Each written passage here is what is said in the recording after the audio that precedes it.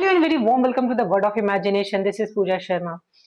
ये हमारी Indian polity की क्लासेस चल रही हैं और क्लास शुरू करने से पहले मैं बता दूं कि ये पार्ट 4 है इंडियन पॉलिटी का। इसके पहले हम लोगों ने 1, 2, 3 सारे पार्ट्स कवर कर लिए हैं। क्लास कवर करने से पहले या 1, 2, 3 पार्ट्स कवर करने से पहले भी हम लोगों ने इंट्रोडक्टरी क्लास लिया था। फिर हमने पूरे जितने भी पार्ट्स ऑफ इंडियन कॉन्स्टिट्यूशन है उसको हम लोगों ने बहुत ही ऑर्गेनाइज तरीके से समझने की कोशिश की थी। अगर आपको याद है और आप अगर अगर आप सीक्वेंस से चलते हुए आ रहे हो तो आपको मैंने कहा था कि अगर आप एक संयुक्त परिवार को अच्छे से समझते हो और आस पड़ोस को अच्छे से समझते हो, एक छोटी सी सोसाइटी को अच्छे से समझते हो, तो कॉन्स्टिट्यूशन समझना बाएं हाथ का खेल है। सिर्फ आर्टिकल याद कर लेना या ये कहना इंडियन कॉन्स्टिट्यूशन तो बहुत इजी है, अपने आप में इनफ नहीं होगा। किस तरह से वो इतनी ब्यूटीफुली ऑर्गेनाइज किया गया है, लिखा गया है, सोचा गया है और कितनी हाइपोथेटिकल कंडीशन सोच के कि क्या-क्या चीजें हो सकती हैं इन फ्यूचर, आज भी after 75 years later still it is very relevant. अभी भी इतने सालों के बाद भी हर चीजें इतनी रेलेवेंट हैं। वो विजन था उनका। ये कॉन्स्टिट्यूशन सिर्फ हमें इतना ही नहीं बताता है कि हमें ये पढ़ना है, रटना है और एग्जाम में लिख के आ जाना है। ये हमें सोचना सिखाता है। इसके साथ ही हम अपना नोट्स मेकिंग कैसे करेंगे, आप बहुत ही वेल डिजाइन तरीके से एक नोट्स, इतना बड़ा सिलेबस, इतना बड़ा इंडिया के ऑलमोस्ट सारी चीजों को एक बुक में ले आना, डियर एक्ट बनाना, कितना चैलेंजिंग काम होगा और इसको ब्यूटीफुली किया गया है। तो इसे शुरू करने से पहले अगर आप लोगों ने थंबनेल देखा होगा तो मैंने आपसे कहा था कि बॉलीवुड आपके साथ खड़ा हुआ है। अब आपकी मम्मी आपको या पापा आपको नहीं चिल्लाएंगे कि मूवी क्यों देख रहे हो, बिकॉज जब भी आप मूवी देखोगे, each and every character, whatever you are watching throughout your day, जो भी आप देखो वो आपके पढ़ाई का पार्ट हो जाना चाहिए। तो दैट आपका एंजॉयमेंट भी हो जाए, लाइफ भी एंजॉय हो जाए और उसके साथ ही साथ आपके पढ़ाई में भी वो चीजें यूटिलाइज हो जाए। तो फिर सोने पे सुहागा और सुहागन जो भी हो वो होगा। ठीक है, तो शुरू करने से पहले हमारा क्या पैटर्न है, एक बार हम इस चीज को देख लेते हैं कि कैसे बॉलीवुड के सारे एक्टर आपके साथ खड़े हुए हैं, सिर्फ एंटरटेनमेंट के नहीं but for your study purpose too. ये रहे हमारे कुछ कैरेक्टर। कैरेक्टर एक बार जल्दी से क्विक रिवाइज कर लेते हैं, उसके बाद हम चलेंगे अपने एक कैसे हम लोग 3 से यहाँ तक पहुंचे हैं, सॉरी पार्ट 1 से हम लोग कैसे यहाँ तक पहुंचे हैं और उसके बाद हम कैसे आगे की चीजें कवर अप करेंगे और एक सोच डेवलप करेंगे कि आखिर कोई चीज यहाँ रखी गई तो क्यों रखी गई। When you reach at mains level, there you need to have understanding why this thing has been created। और मैंने लास्ट टाइम आपसे बोला था कि चाहे जिंदगी हो चाहे पढ़ाई हो, अगर आपसे कोई पूछता है कि इसकी महत्व क्या है, इसकी इंपॉर्टेंस क्या है, ये क्यों है, तो सिर्फ आप अपने दिमाग में एक स्ट्रक्चर बना लीजिएगा। अगर ये नहीं होता तो क्या होती, अगर ये नहीं होता लाइफ में तो लाइफ कैसे होती।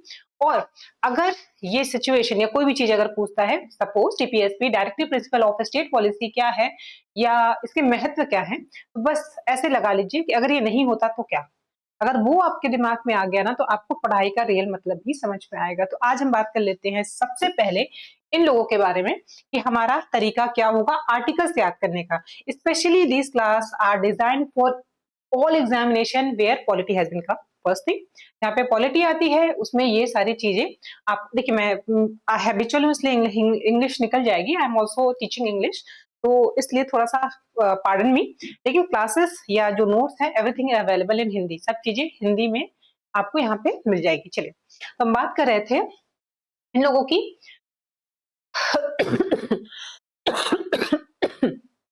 Extremely sorry.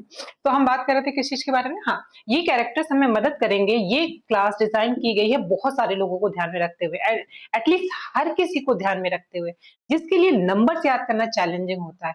और या तो वो लोग जो नंबर याद तो कर लेते हैं but at the time of examination when they have a pressure, जब उनके पास बहुत सारे प्रेशर होते हैं, उस समय चीजें रिकॉल करने में, अपार्ट फ्रॉम पॉलिटी बहुत सारे सब्जेक्ट्स होते हैं, उन सब की सारी इंफॉर्मेशन रिकॉल करने में वहां पर ये सब चीजें बहुत रोल प्ले करती हैं, क्योंकि विद इन अ सेकेंड आपको चीजें फ्लैश में आएंगी और you become an AI. Soon you are going to become an AI. AI की तरह आप सोचने लगोगे, जिससे एआई को प्रॉम्प्ट देते हो उससे तेजी से आपका दिमाग चलना चाहिए। अगर आप मुझसे कोई भी चीज कहोगे कि आप इसे याद करो, तो मैं सेकंड्स में उसको इमेज में कन्वर्ट करके एआई से भी फास्टर तरीके से हम उसको याद कर सकते हैं, रिकॉल कर सकते हैं। तो अगर ये पैटर्न आपको, जिन्हें भी स्पेशली मुझे बहुत लोगों ने बोला है कि उन्हें पॉलिटी के आर्टिकल्स याद करने में या नंबर्स याद करने में या हिस्ट्री पढ़ने में उनको जो दिक्कत होती है वो सारा सॉर्ट आउट हो जाएगा यहाँ पे।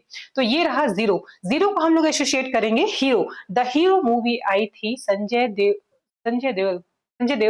Deol, sorry extremely sorry, Sunny Deol और प्रीति जिंटा के साथ एक मूवी थी द हीरो।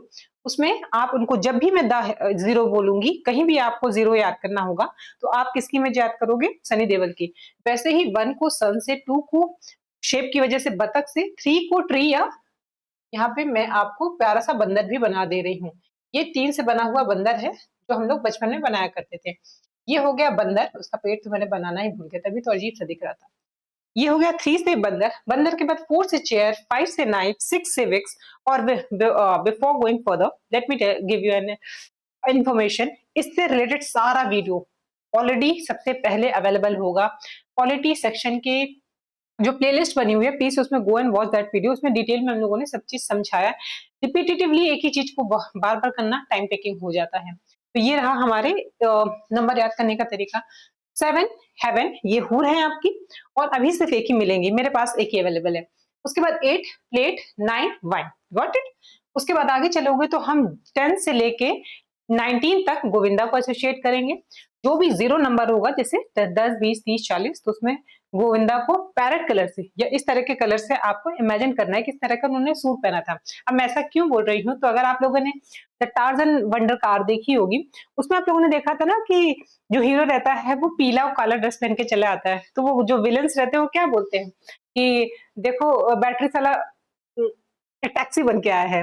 वो टैक्सी क्या है, वो इमेज, वो कलर, वो अलग सा कलर या ब्राइट कलर, इस तरह की चीजें आपको याद करने के लिए बहुत ही इंपॉर्टेंट होती हैं। फॉर दैट पर्पस मैंने कहा कि जब भी मैं बोलूं 20, 30, 40, 50, तो आप इन कैरेक्टर को उस टैक्सी वाले ड्रेस में भी देख सकते हो। और उसके बाद जैसे ही मैं बोलूं 11, तो फिर उन्हें नॉर्मल ड्रेस में देखना है। नॉर्मल जो भी आपकी पसंद की ड्रेस हो आप उसमें देखो। जैसे गोविंदा को तो आप बहुत सारे फीमेल ड्रेस में भी देख सकते हो, उन्होंने बहुत सारे रोल प्ले किए हैं एज अ फीमेल, तो आप इस तरह से देख सकते हो। उसके बाद 11 बोलूंगी तो कलर, कपड़े का चेंज, और उसके साथ वो सन में, मतलब सूरज में कोई काम कर रहे होंगे, धूप में कोई काम कर रहे होंगे। 12, 12 बतख और ट्री, या तो ट्री रहेगा या तो बंदर रहेगा। ये चीजें समझ में आई। इसके बाद ऐसे ही 20 से कैटरीना, ये हो गई तमन्ना, ये हो गया इमरान हाशमी। 40 से, 40 के जस्ट बाद में आपको 50 टू 59 आपको विद्या बालन मिल जाएंगी। और ये बिल्कुल रीजनिंग पैटर्न है। जिस तरह से आप रीजनिंग में बहुत सारे सिंबल्स और ये सब चीजें याद करते हो, इस तरह से ही आप इन सबको अपने इमेजिनेशन में यूज करोगे, सो दैट आपको आर्टिकल्स या फिर हिस्ट्री जैसी बोरिंग चीजें हमेशा के लिए याद रहें। साथ में होगा 50। अब आप यहाँ से डायरेक्टर भी बन जाओगे, इमेज क्रिएट करना। और ऑल्सो मैं यहाँ पे एक डायरेक्टर का काम कर रही हूँ। I am going to create image for you, और आपको बस वो क्लिक कराना है at the time of examination. 50 to 59 Vidya Balan, 60 to 69 Jaya, 70 Rekha, and 80, 89 Amitabh Bachchan और दीपिका पादुकोण। 92 to 99, अभी तक मैं आपको सिर्फ 99 तक के नंबर्स दे रही हूँ। होप सो इतनी चीजें समझ में आई होगी। हमारा पार्ट फर्स्ट से लेके 3 तक पूरा हम लोगों ने ऑलरेडी कवर कर लिया था, और एक सेपरेट वीडियो आपको मिल जाएगा कि बहुत important, that is writ of Indian constitution, जो हमारे भारतीय संविधान में रिट है, और 32 और 229 से वो कैसे एसोसिएटेड, इसका सेपरेट वीडियो अवेलेबल है। If you want you can be go and check out that. इसके बाद आ जाते हैं हम आज के अपने पार्ट पर। मैंने आपके लिए स्पेशल ये माइंड मैप बनाया है। This mind map is going to be help in each and every subject. ये क्यों बनाया है? क्योंकि हमारा ब्रेन ऐसा डिजाइन ही है कि वो चीजें, आप अगर न्यूरॉन्स का पैटर्न देखोगे तो इसी तरह कनेक्शन बैठाते हैं। तो जब आप इस पैटर्न पे पढ़ोगे या ऐसे छोटे नोट्स अपने पास रखोगे, तो आपको एग्जामिनेशन के टाइम पर पेपर सॉल्व करने में, और एग्जाम के टाइम पर पेपर सॉल्व करने में, और एग्जाम से पहले प्रैक्टिस करने में, और at the same time continuously revise करने में with in a short span और शॉर्ट एरियाज में आप इसे नोट को लिख सकते हो। और एट द सेम टाइम ये बिल्कुल वैसे ही डिजाइन होता है जो स्पाइरल नोट्स होते हैं, वो हमारे ब्रेन के न्यूरॉन्स के सोचने के तरीके और कनेक्शन बनाने के तरीके पर बेस्ड होती है। That's why these things is gonna be extremely important for you. ये हो गया आपका पार्ट 4। 3 तक हम लोगों ने कर लिया था। अब मैं आपको एक बार शुरुआत से एक बहुत ज़रूरी चीज़ बता दूँ, क्योंकि हम लोगों ने कहा था कि हम जब भी रिवाइज़ करेंगे, तो आपको एक सिनेरियो याद करना होगा दादा-दादी। तो मैंने आपको एक इमेज दी थी, ये रहे हमारे दादा-दादी। जब वो कहा था कि हमारा इंडिया पूरा वैसा ही है, हमारा पूरा कॉन्स्टिट्यूशन वैसे ही है जैसे एक मेल और फीमेल की शादी हुई है, और वो एक पूरी जनरेशन मैंने आपको यहाँ पे घर का एग्जांपल दिया था। पूरा घर का जनरेशन आप इस तरह से देख सकते हो। ये 3 जनरेशन है, तो ये दादा-दादी हो गए, इनके बच्चे हो गए और उनकी बहुएँ हो गई, और यहाँ पे आप देख रहे हो उनके बच्चे, लड़के-लड़कियाँ सब कुछ। इतना अगर आप समझ सकते हो और इसके पास आस-पास की सोसाइटी समझ सकते हो, तो कॉन्स्टिट्यूशन आपके बाएँ हाथ का खेल है, वो कैसे? मैंने कहा था आपसे कि सबसे पहले हम कोई भी घर लेते हैं तो उसका पेपर वर्क होता है। पेपर वर्क होता है तो हम लोगों ने उसमें, अब देखते चाहिए, अब दोनों का इसका उसका कॉम्बिनेशन देखिएगा। पहले मैं दादाजी को का घर को उठवा के शिफ्ट करा देती हूँ, कहाँ पर? आपके स्ट्रक्चर 26 27, ठीक है? तो आप ये देख रहे हो, साथ में रखेंगे तो दादाजी का घर आपको अच्छे से, ज्यादा बेटर तरीके से समझ में आ जाएगा। ये पूरा घर ये बीच में आ गया है। हे, ये क्या बदतमीजी है?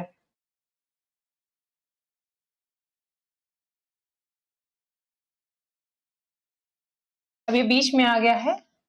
चलिए छोड़िए, मैं नेक्स्ट टाइम पे कर दूंगी, going be take too much time. अभी हटाते हैं। अभी समझते हैं कि हमने जैसे कहा कि इंडियन पॉलिटी में, आप इस घर को याद रखिए, मैं आपको यहाँ पे एग्जांपल देती हूँ। इस घर में मैंने आपसे कहा था कि पहले भी हम कोई घर लेते हैं तो एक मेल फीमेल की शादी हुई और उन्होंने एक बहुत खूबसूरत सा घर लिया, बहुत गरीबी से उठकर आए हैं और अब यहाँ तक पहुंचे हैं। हमारा भारत एक बहुत गरीबी से किस तरह से अंग्रेजों ने निचोड़ लिया था, और उसके बाद हम लोग किस मजबूरियों के साथ, जब हमें हैंडओवर किया जा रहा था सारी पावर, उस समय हमारे देश की स्थिति कुछ ऐसे ही थी। ये 2 लोग हैं जो अभी-अभी नया घर बना रहे हैं और अपने सपने सजा रहे हैं कि हमारा ये घर होगा, हमारे ये लोग होंगे, उनके अधिकार होंगे। कुछ अधिकार हम अभी देंगे, कुछ फ्यूचर में देंगे, और बाकी जो रेस्ट ऑफ द थिंग, हमारा घर कैसे चलेगा, क्या सिस्टम होगा, उन सब के बारे में हम लोगों ने इस घर से देखा था। अब हम बात करते हैं पार्ट, हाँ, तो मैं क्विक रिवीजन करा रही हूँ। पार्ट फर्स्ट में आप लोगों को देखा था कि सबसे पहले हम लोगों का घर लिया तो बाउंड्री डिसाइड हुई। पार्ट फर्स्ट में हमने बताया कि हमारे कौन कौन से, India that is Bharat shall be the union of state, कि यूनियन ऑफ स्टेट होगा, कई राज्यों का समूह होगा। Part first. उसके बाद कहा कि हमने और राज्य मिला सकते हैं। मान लीजिए ये घर खरीदा और पैसा और आया, तो हम लोगों ने बगल का भी एरिया खरीद के अपने घर में जोड़ लिया। तो पार्ट टू, उसके साथ सिंबल वाला चीजें वो उधर हो चुकी हैं, बस अभी क्विक रिविजन है। पार्ट 3 में कहा जो भी एरिया हमारे पास है उसको हम काट छाट कर उसमें जो भी बचा है बदलाव कर सकते हैं।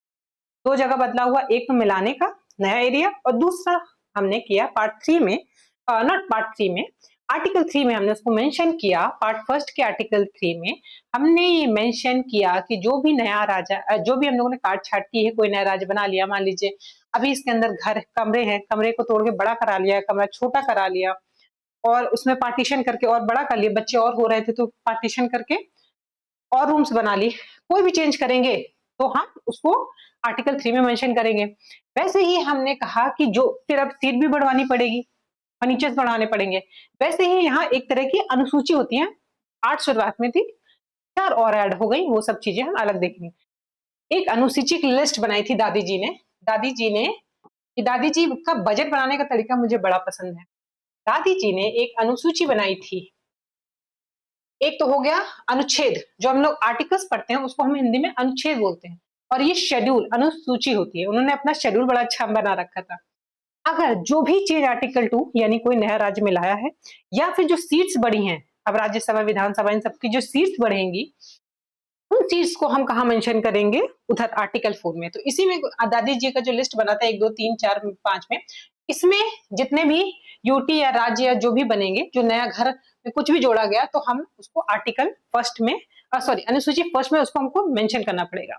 दूसरी चौथी चीज क्या थी कि सीट बढ़ेगी, तो इन 2 जगहों पे जो भी चेंज हुआ है उसको हम अनुसूची में भी मेंशन करेंगे। इतना काम दादी जी बड़े बखूबी कर लेती थी।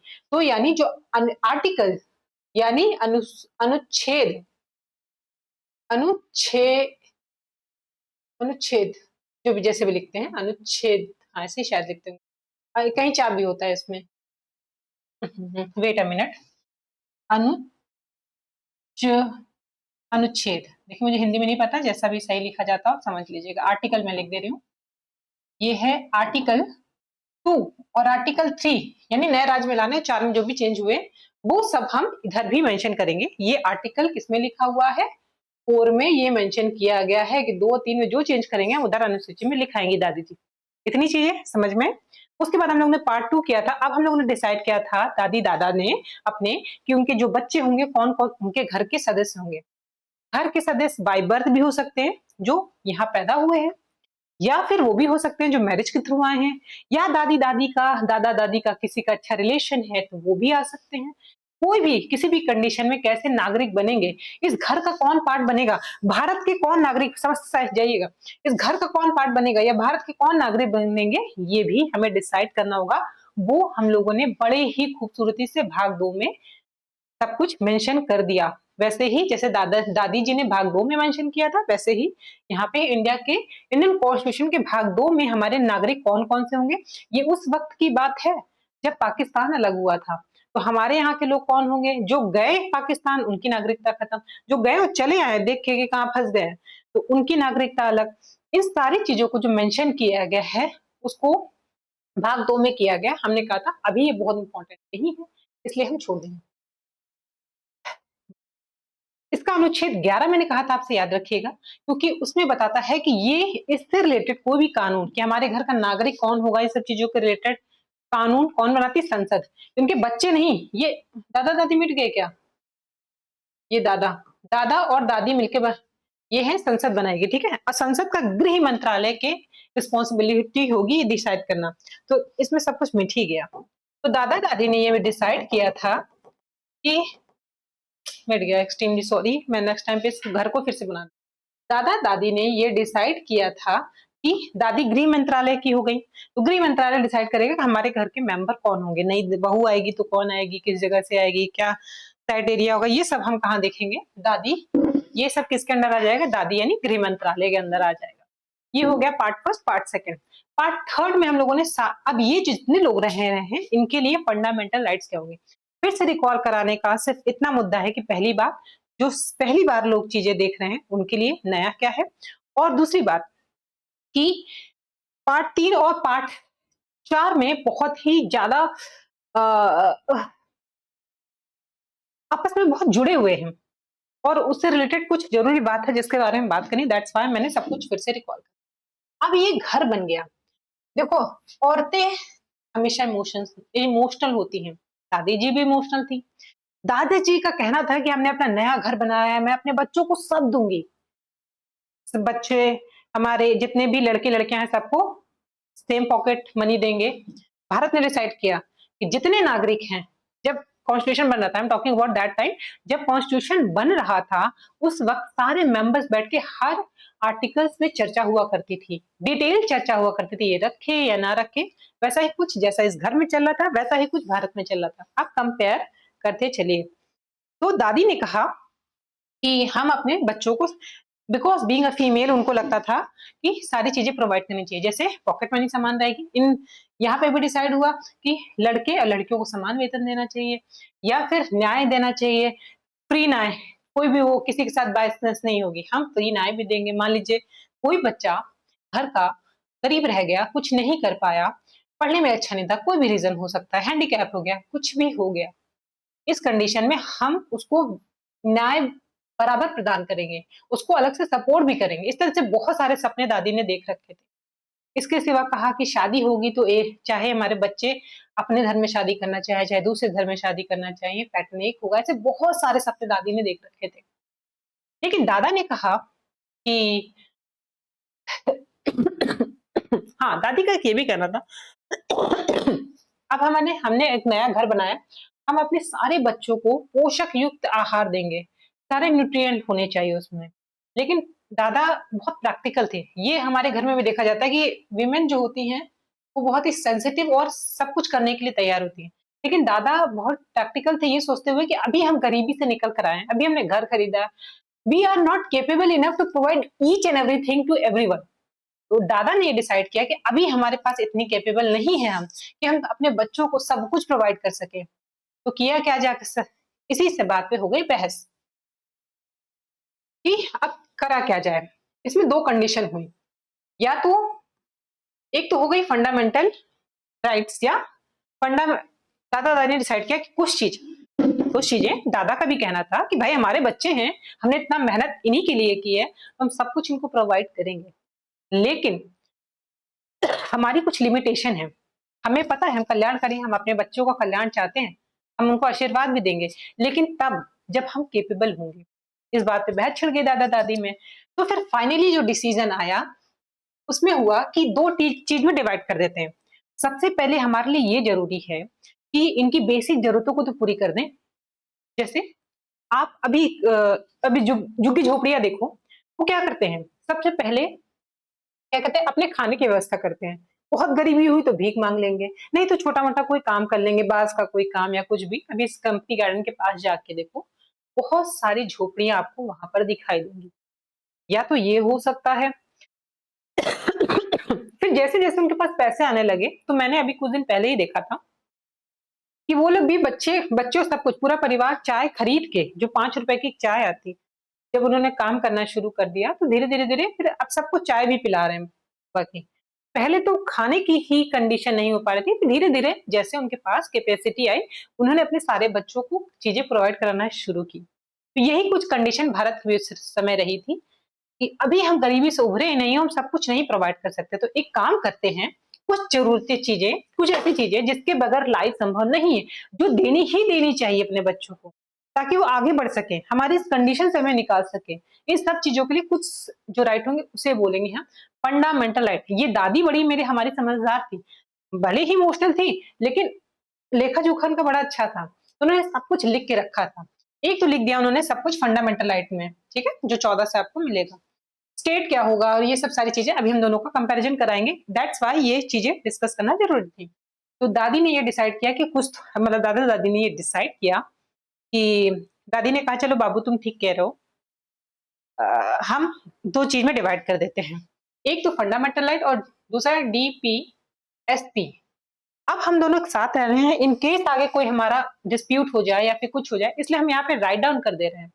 अभी हम जो राइट देंगे अपने बच्चों को वो लिख दे रहे हैं, जो कि जरूरी है, मूलभूत है, फंडामेंटल है, नैसर्गिक है, जो पैदा होने के साथ मिलने ही चाहिए। नैसर्गिक का मतलब है कि जैसे हमारे घर में एक बच्चा पैदा हो तो उसके राइट्स मैक्सिमम डिसाइड हो ही जाते हैं। वैसे ही जब हमारा यहाँ का कोई नागरिक बन ही गया है, भारत में कोई नागरिक बन ही गया है, तो ये बेसिक चीजें उसे मिलेंगी ही मिलेंगी, उसको कोई भी छीन नहीं सकता है। एकदम एक्सट्रीम कंडीशन छोड़ दी जाए तब, वो भी विधि के द्वारा। अगर उसने कोई ऐसा बहुत बड़ा कानून नहीं तोड़ा है, तब तक हम उसकी जान भी नहीं लेंगे। ठीक है, तो ये सारी चीजें हो गई फंडामेंटल राइट। दूसरी हो गई, ये हम कह रहे हैं कि हम बहुत अच्छे हैं, हमारा हम कल्याणकारी, हम चाहते हैं हमारे बच्चों का कल्याण हो, जब भी हमारे पास रिसोर्स होगा इन फ्यूचर तो हम ये सब चीजें प्रोवाइड कराएंगे। तो directive principle of state policy, राज्य के नीति निर्देशक तत्व, राज्य को हमने बहुत अच्छे से वहां पे डिफाइन कर दिया था कि राज्य और राज्य में क्या अंतर है। राज्य भाषा, राज और राजू, तीन वर्ड को हम लोगों ने वहां पे अच्छे से डिफाइन कर दिया था। Please go and check out that video if you want to understand कि हम लोग कैसे चल रहे हैं। अगर आप चाहते हो तो उसको जाके देखिए, तब आपको समझ में आएगा कॉन्सेप्ट ऑफ इंडियन पॉलिटी। तो यहाँ पे डायरेक्टिव प्रिंसिपल स्टेट पॉलिसी हो गया और DPSP हो गया। यहाँ पे भी हम लोगों ने लिख कर रख दिया, दादी ने स्पेशली वो लेखा जोखा रखती थी कि इन फ्यूचर हम ये चीजें काम करेंगे। आज हम दादा दादा और दादी की जो कस्में खाई गई थी कभी, वो उसके बारे में हम बात करेंगे। तो ये तो उनकी जरूरतें थी, मजबूरी थी कि इन्हें करना ही था, और ये उनके सपने थे कि हम जैसे जैसे आगे बढ़ेंगे वैसे वैसे हम ये चीजें अपने बच्चों को प्रोवाइड कराएंगे।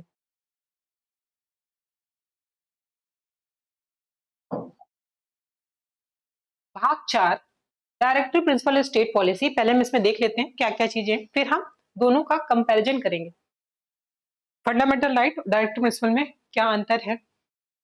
फंडामेंटल राइट में स्टेट, हमने कहा था 12 में स्टेट को भी परिभाषा दी गई थी, राज्य होगा क्या।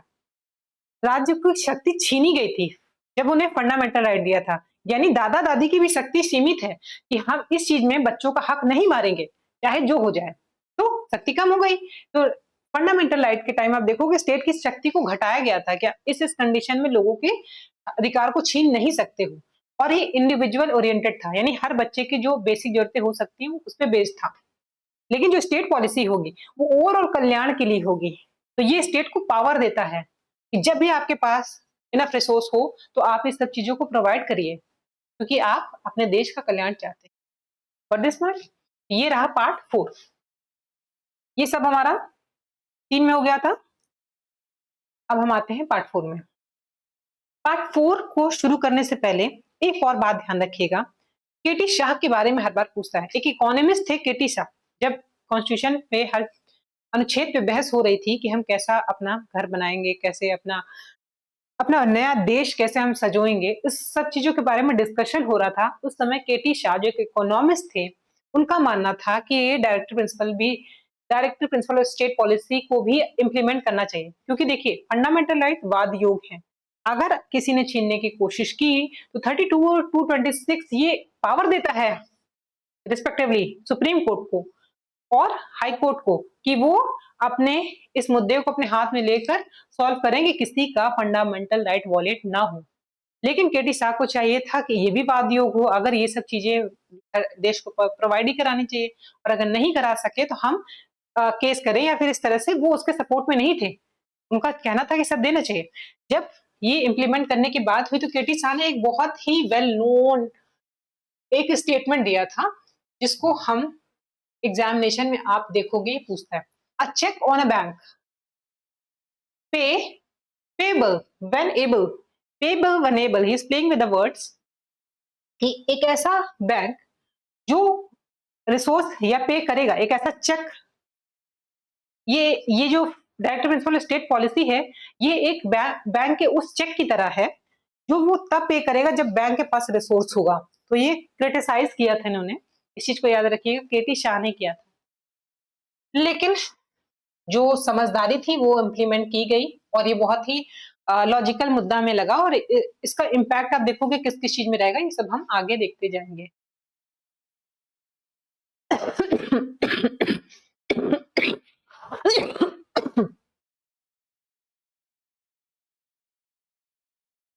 थक गया, रिफ्रेशमेंट ले रहा है।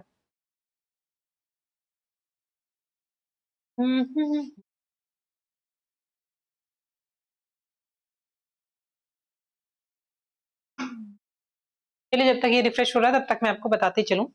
आर्टिकल 36 से ये स्टार्ट हो जाता है और 51 तक देखने को मिलेगा।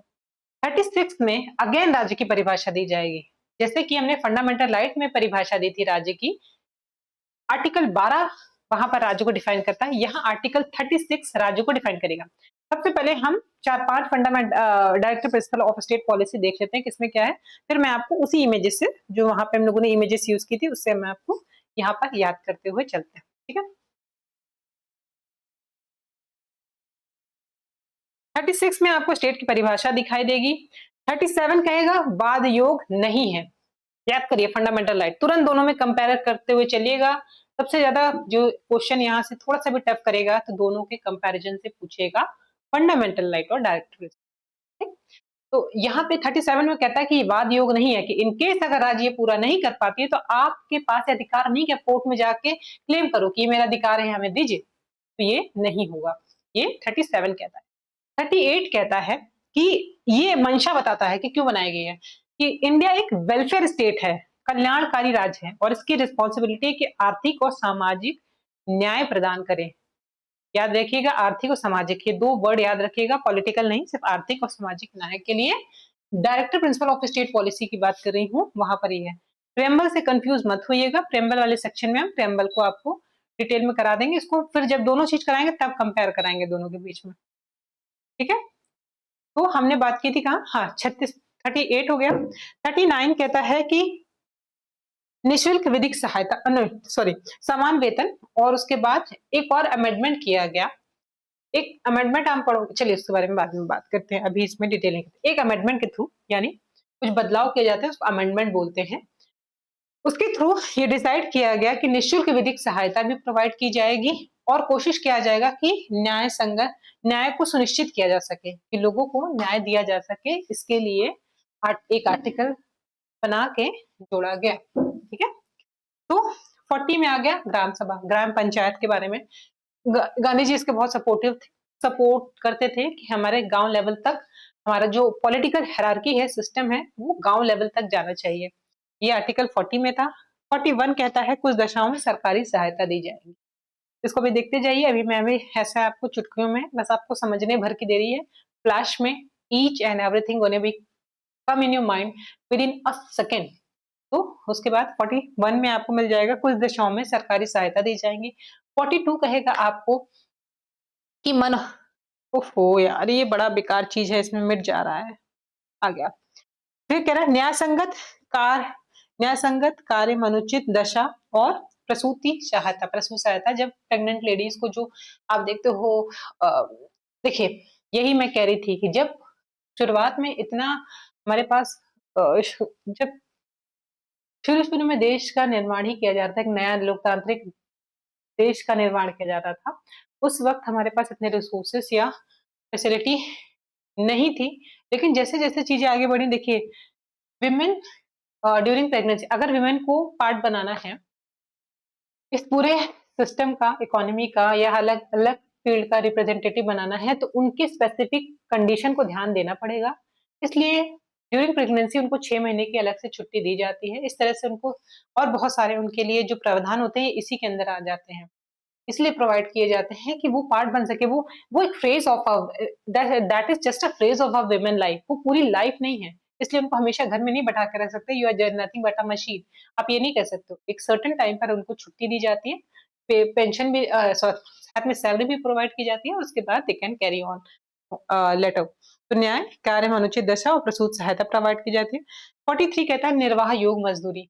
देखिए कितनी, मैंने कहा था ना, कितना हाइपोथेटिकल कंडीशन उन्होंने ध्यान रख के कहा था। ये चीज उस समय नहीं कह सकते थे, फंडामेंटल राइट नहीं बना सकते थे, क्योंकि उस वक्त देश के पास इतना इनफ रिसोर्स नहीं था कि हर किसी को निर्वाह योग मजदूरी प्रोवाइड कर सके। लेकिन जितनी भी स्कीम देखोगे, गवर्नमेंट की जितनी भी स्कीम देखोगे, कहीं ना कहीं सबका रिफ्लेक्शन दिखेगा। कल्याणकारी राज कैसा है, तो हर चीज जो दिखेगी इसमें वही आपको देखोगे गवर्नमेंट की स्कीम में दिखाई देंगी। फिर उसके बाद क्या होगा, निर्वाह योग मजदूरी प्रोवाइड करना, समान सिविल संहिता, समान सिविल संहिता में विवाह वगैरह के लिए सेम कानून होना सबके लिए। फिर 0 से 6 बच्चों के स्वास्थ्य और 0 से 14 साल के निःशुल्क निःशुल्क नहीं, अनिवार्य निःशुल्क शिक्षा होनी चाहिए, सहायता नहीं, मैंने गलत लिख दिया यहाँ पे। एसटी ओबीसी के लिए कुछ विशेष प्रावधान उपबंध किए गए थे, वो 46 में है। 47 में आपको पोषक युक्त आहार, नशीली दवाइयां, शराब पर प्रतिबंध, यही है। बिहार में या गुजरात में आप देखते हो इस तरह के जो नशीली दवाइयों पे या फिर शराब पर प्रतिबंध लगता है, उसके अंतर्गत आता है। शुरुआत में नहीं बंद किया गया था कि कुछ लोग पहले, अभी सब लोगों को सब कुछ प्रोवाइड नहीं कर सकते, पी के पड़े रहने दो। जैसे जैसे जिस राज्य को लगेगा केपेबल है, आज इतने बड़े टैक्स का वो एरिया कवर करता है ये नशीली चीजें, कि गवर्नमेंट चाहकर भी उस चीज को कंप्लीटली बैन नहीं कर सकती। Now we are capable enough कि हम अपने राज्य के लोगों को बचाने के लिए इस तरह की चीजें चाहे तो इम्प्लीमेंट कर सकते हैं। इम्प्लीमेंट किया गया, ठीक है। तो ये किसके अंतर्गत आ गया, ये हमारे राज्य के कल्याण का ही का नेचर दिखाता है, और directive principle of state policy या नीति निर्देशक तत्व के अंतर्गत ये आपको देखने को मिलेगा। उसके बाद 48 में, 48 में नहीं लिखा मैंने, चलिए कोई नहीं। उसके बाद पर्यावरण वन वन जीव के बारे में आपको 48 में मिल जाएगा। 49 में राष्ट्रीय स्मारकों की रक्षा हो जाएगा। और उसके बाद देखिएगा राष्ट्रीय स्मारकों की रक्षा यहाँ भी देखने को मिल रहा है, और अभी हमारे कर्तव्य में भी इसको देखने को मिलेगा।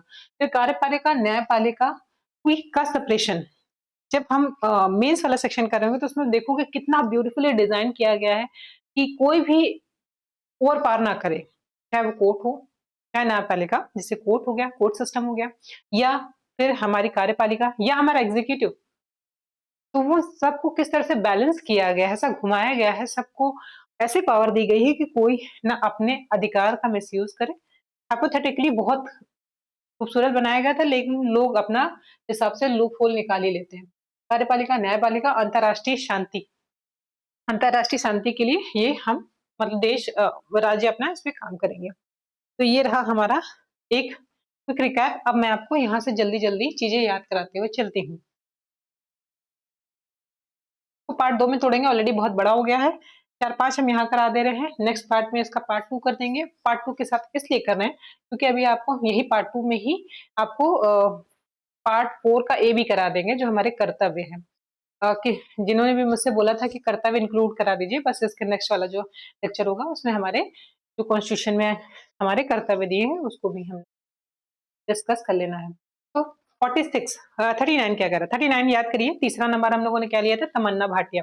अब 2 कैरेक्टर आज आपको यहाँ पे मदद करेंगे। आप देख लीजिए, जैसे 30 to 39 तमन्ना भाटिया थी, 40 to 49 तक इमरान हाशमी। आइए देखते हैं 36। अब आप देखोगे कि राज्य की परिभाषा, अब एक इमेजिन करिए बहुत बड़ा सा मोन्यूमेंट जो विक्स के शेप का है और तमन्ना भाटिया वहां पे खड़े होते हैं। आज की रात वहां पे क्या लिख रही हैं, राज्य की परिभाषा। आज की रात राज्य की परिभाषा किसने लिखा है, तमन्ना भाटिया में। अभी आप ये करिए, फिर मैं आपको दिखाऊंगी किस तरह से तोड़ तोड़ के किसी भी आर्टिकल को कहीं से भी कैसे रिकॉल कर पाओगे विद दीज कैरेक्टर्स।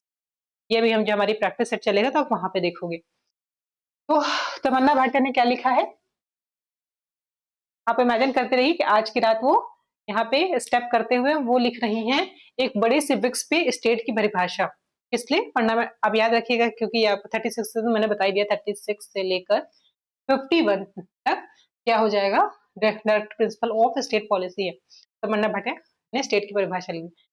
37 में जब लोग आकर उनसे कंप्लेन करने लगे कि मुझे जितने भी चीजें आगे आप देखोगे, अभी मैं सब बता के गई हूँ कि नशीली दवाएं छुड़वाइए, मेरे पति की नशीली दवाएं छुड़वाइए, वरना हम कोर्ट में चले जाएंगे, ऐसा कर देंगे वैसा कर देंगे। तो राज्य के ऊपर सड़क पे चढ़ के नाचने लगी। कहा यूपी से एक लोग आई, कहीं कि बिहार में जब शराब की बंदी करा सकते हैं तो यूपी में क्यों नहीं करा सकते, बंद कराइए। फिर किसी ने कहा कि मेरे बच्चों को पोषक तत्व वो खिला पहुंच व्हाट इज कॉल्ड न्यूट्रिएंट वाले खाने को प्रोवाइड करा दी। इन सब चीजों को लेके सब राज्य के सर पे चढ़ के नाच रहे हैं। अब हम यूपी के हैं तो हम लोग यूपी का एग्जांपल लेते हैं, किसके पास जाते हैं, योगी आदित्यनाथ के पास। ये डिमांड लेके बहुत सारे लोग आ गए मदद लेने के लिए। उन्होंने किसको बुलाया, तमन्ना भाटिया को, और उन्होंने बोला कि हाँ ये सब चीजें आपको प्रोवाइड कराई जाएंगी लेकिन अभी पॉसिबल नहीं है और ये वाद युग नहीं है।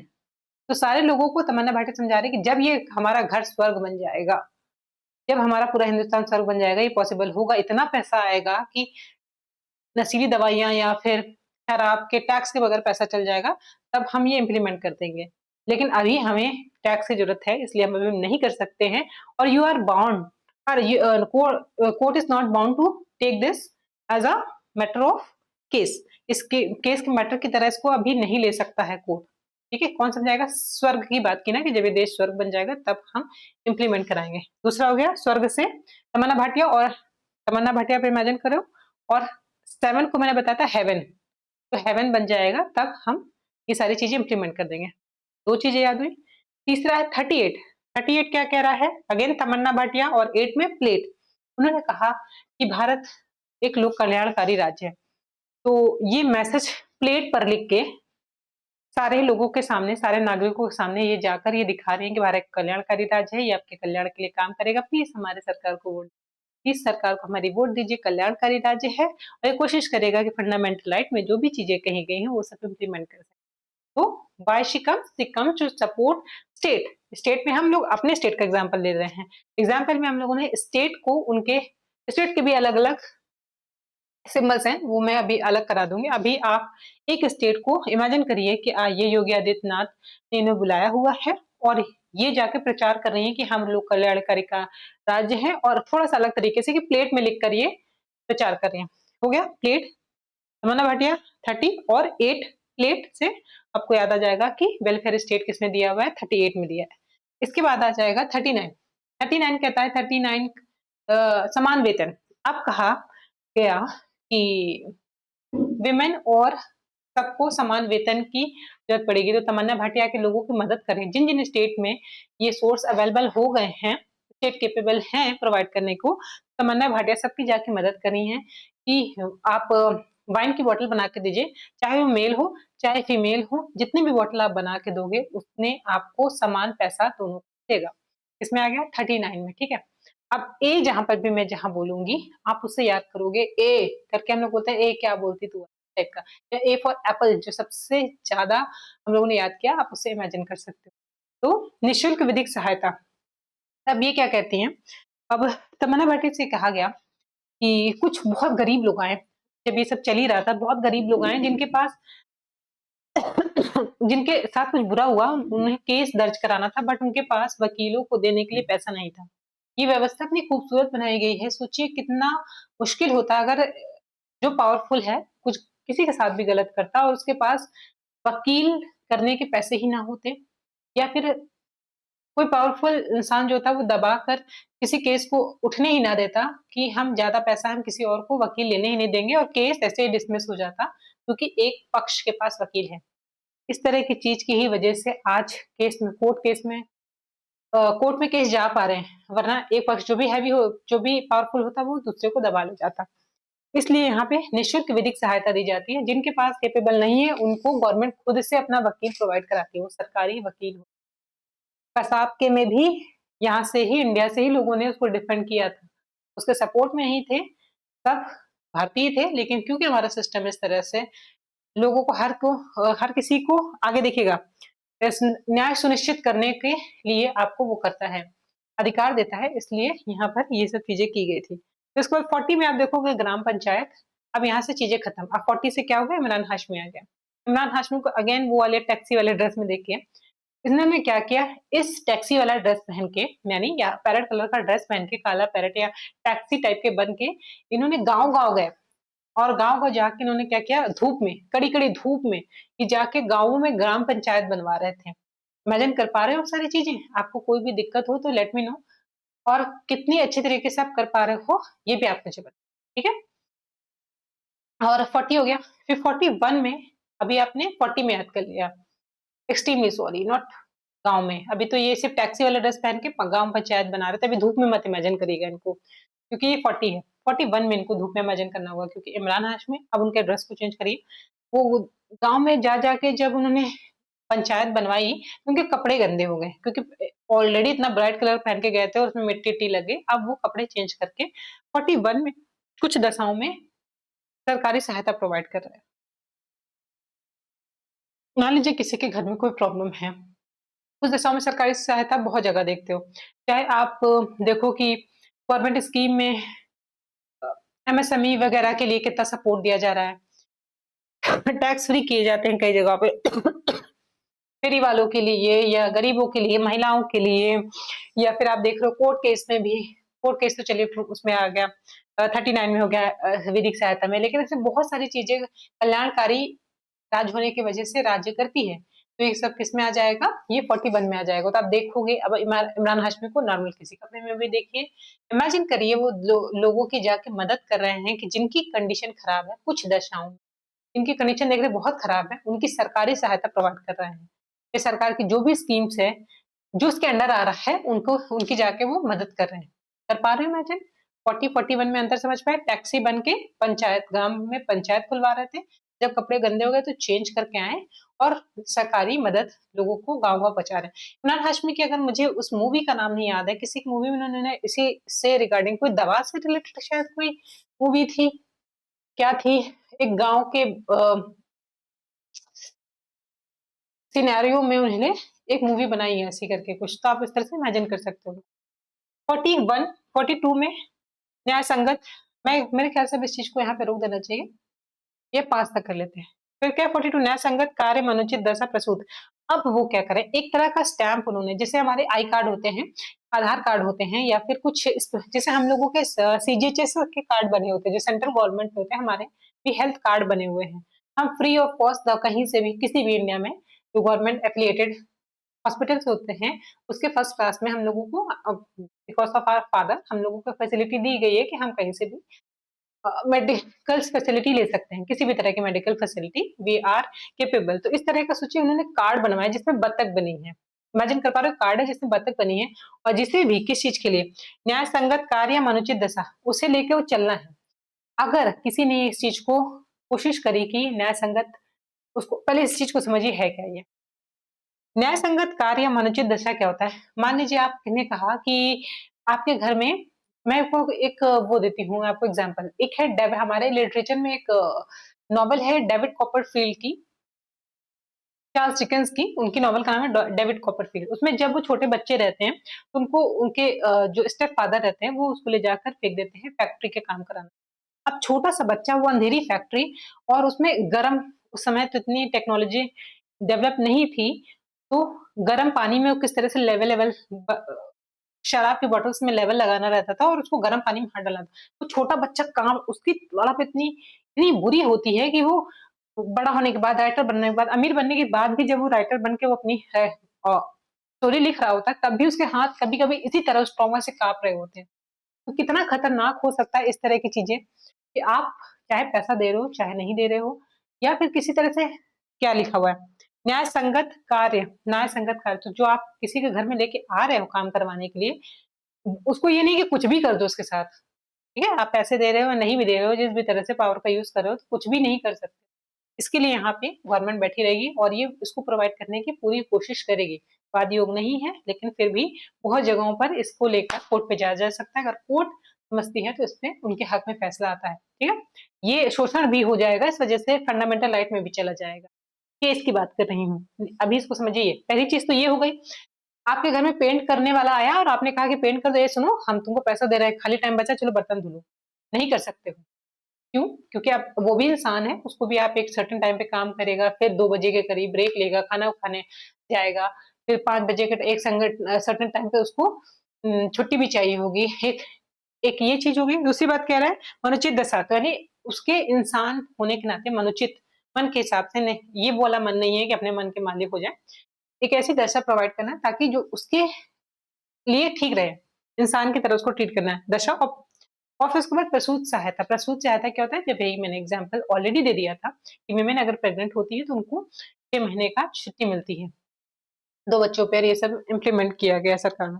तो जो भी ये 2 वाला कार्ड 40 तो किसने दिया है? इमरान हाशमी। और दूसरा उसमें क्या बना हुआ है? बत्तख बनी है। तो आप इमेजिन कर सकते हो कि वो सारी प्रेग्नेंट वीमेन्स को, और जितने भी लोग इस तरह के काम कर रहे हैं, जैसे दिहाड़ी पे काम कर रहे हैं, जो भी हैं, जो भी मजदूरी कर रहे हैं, किसी भी चीज में, I am giving you example of factory workers, बस इसके सिवा भी कोई भी काम, यानी किसी भी ऑफिस में भी काम करा, तो उसके लिए भी सर्टेन रूल रेगुलेशंस हैं। आप उसको जानवरों की तरह काम नहीं करा सकते। वहां पर भी उन सबको कार्ड है कि आप चाहो तो इस चीज को, जब सरकार चाहेगी तो इस पे कानून बना सकती है। आप इस चीज को ध्यान रखोगे। 42 यानी बतख। मैं बतख क्यों कह रही हूँ? क्योंकि 2 बतख है और 40 इमरान हाशमी है। और वो किनको दे रहा है? प्रेग्नेंट वीमेन को दे रहा है, और जो लोग भी काम करने जा रहे हैं उनको ये चीजें प्रोवाइड की जा रही है। 42 हो गया। 43 देखिए, निर्वाह योग मजदूरी। बस 43 पे खत्म करते हैं। ठीक, बहुत ज्यादा लंबा हो गया है क्लास। 43 में क्या होता है कि अब हमने भी जो एग्जाम्पल दिया, बस उसी के जस्ट बात का एग्जाम्पल है कि निर्वाह योगी मजदूरी दीजिए, कि आप एक दिहाड़ी की मजदूरी का भी तय हो गया है कि 300 रुपए एटलीस्ट एक दिहाड़ी मजदूर को भी देना होता है, जो उनका फिक्स हो गया है। वैसे इतना पैसा तो दो कि वो अपना जिंदगी जी सके। इसके जस्ट पहले बंधुआ मजदूर कॉन्सेप्ट था। आपने एक नाटक देखा होगा उड़ान, जिसमें एक छोटी सी बच्ची थी, उसमें माँ बाप को ऐसे बंधुआ बना के उनके यहाँ टैटू बना देते थे, और जो भी उनकी नई फैमिली में जो आता था उसको भी बंधुआ बना देते थे, और सारी जिंदगी वो उनको खाना पीना थोड़ी चीजें प्रोवाइड करके उनको सारी जिंदगी अपने यहाँ पे जानवरों की तरह रखते थे। तो आपको क्या कह रहा है? 43 कह रहा है कि निर्वाह योग तो मजदूरी दीजिए उसको, कि आप उससे दिन भर काम करा रहे हैं और 10 रुपए पकड़ा दिए, तो कम से कम इतना दीजिए कि आप जितना काम दे रहे हो उसके हिसाब से। ये हो गया 43। अब इमरान हाशमी बंदर लेके जा रहे हैं कि जो लोग, जिसने भी निर्वाह योग मजदूरी नहीं दी, उस मालिक को जाके काट देना। बट दिस, ये तीन इतनी चीजें आपको शायद रिकॉल हो जाएंगी। अब एक मिनट क्विक, जल्दी से आप आंख बंद करिए, मैं आपको एक बार रिकॉल कराती हूँ, आप अपने मन में आंसर दीजिएगा या बोल के आंसर दीजिएगा। 36 स्टेट की परिभाषा। 37 सोचिए क्या था? 38, 39, मैं आपसे क्वेश्चन पूछ रही हूँ, आप अपने मन में आंसर करते रहिएगा। 39, 40 इमरान हाशमी, ग्राम पंचायत। 41 धूप में क्या कर रहे थे? 42 बतख के काट दे रहे थे प्रसूत सहायता के लिए। और करिए। 43 बंदर को कहाँ भेज रहे थे? 44 44 पे अभी पहुंचे नहीं। तो ये रहे हमारे 46। मैं अभी आपको बोल रही हूँ, आई एम श्योर आपने पूरी स्टोरी सुनते सुनते आपके दिमाग में आंसर आ गया होगा। मिलते हैं नेक्स्ट वीडियो में। Till then take care, bye bye. मिलते हैं जस्ट बाद वाले वीडियो। बाय।